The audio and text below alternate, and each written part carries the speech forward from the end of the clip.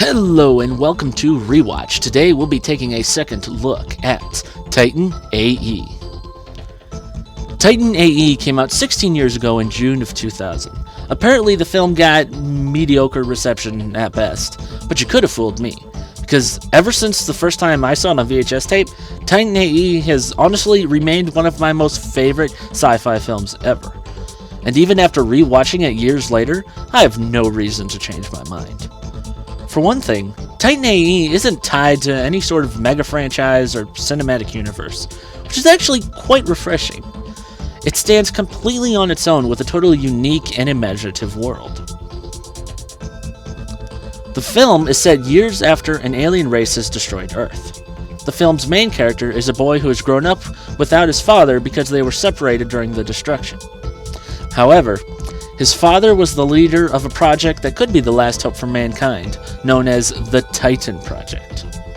Eventually, one of the father's old team members finds the son and tells him that the Titan is still out there, and that the son has the only means of finding it. It then becomes a race to get to the Titan and find it first, before the alien race that destroyed Earth can get to it. When rewatching this movie, one of the first things that instantly stands out to me is how awesome the lighting is. Lots of emphasis was put on shadows and highlights in a way that makes things much more dynamic. It adds a layer of depth and realness to the characters and the environment. And not only that, but it does a great job for setting the mood for each scene. The attention to detail and the lighting in this movie almost makes it look like it was shot live action. Now, not only that, but the animation in this movie is outstanding. Virtually every bit of movement is smooth and believable. The characters manage to come to life in a way that, again, almost makes you forget you're watching a cartoon. Now, around the 90s and early 2000s, traditional animation was making more and more use of CGI elements. And Titan AE is no exception. In fact, everything from the aliens to the spaceships to even most of the environments are CGI. Now, because most of the environments were CGI, this actually gave the filmmakers the unique opportunity to imitate realistic three-dimensional camera movements that just otherwise wouldn't have been possible if the film was animated by purely traditional means. This works to make each scene even more dynamic, and it creates a sense of action, intensity, emotion, and adventure. And it just makes things look cooler. Now, the only problem with the film using so much CGI is that today the effects look pretty dated. Now, don't get me wrong, for the most part, everything looks fine.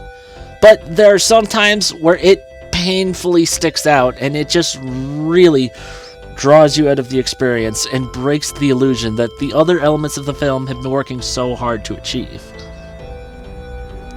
But you know what? There's actually one other element of this film that is even more dated than the CGI. The soundtrack. The music in this movie screams the 90s so much that it hurts. And you know what? That's what makes the soundtrack totally awesome.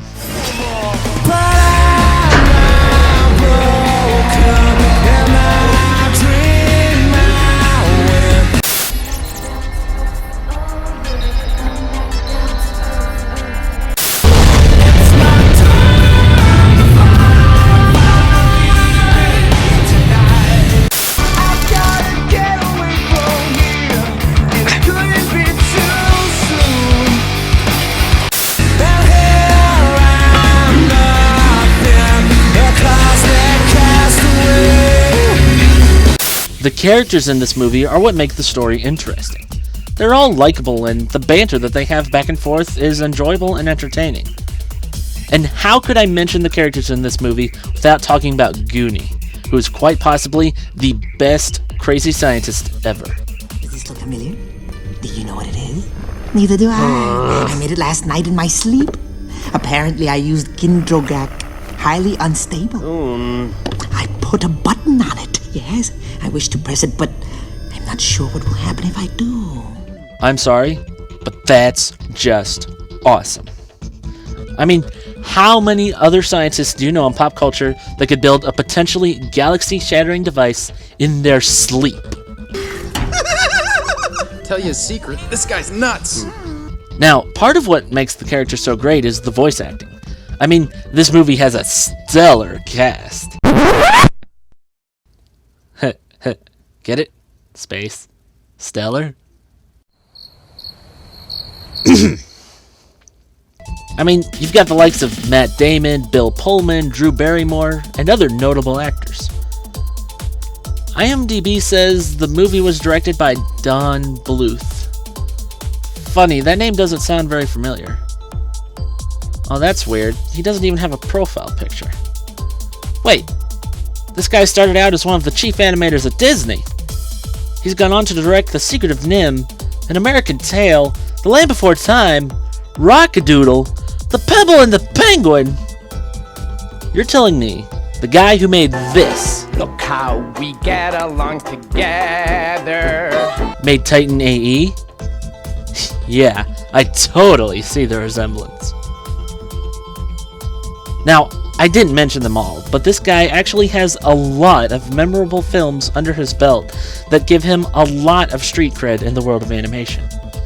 Now, I know you animation buffs are going to be mad at me, but honestly, up till now I never made the connection of who this guy was. But now that I know, it does so much to explain why the animation in this movie is so spectacular. And as it turns out, his most recent film is actually the ambitious but hollow science fiction fantasy Titan AE. What? But, well, actually they're kind of right. But does it really matter?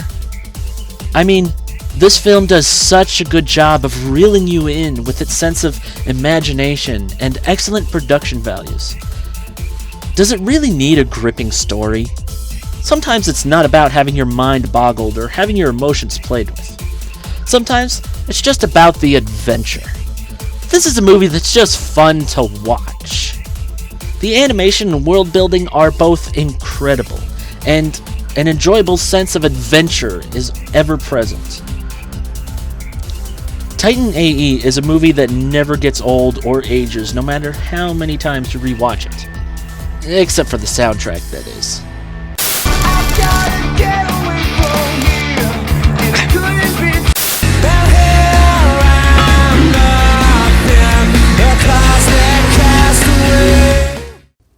Titan AE is a film that deserves to be rewatched over and over.